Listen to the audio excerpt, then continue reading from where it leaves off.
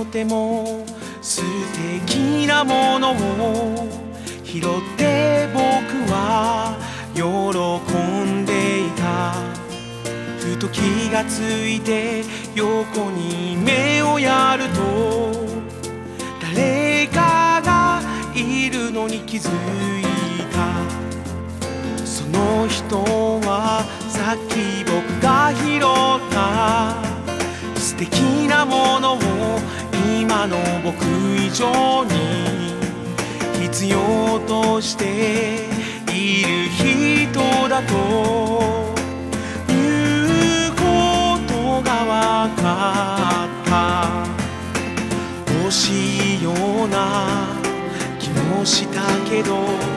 僕はそれをあげることにした。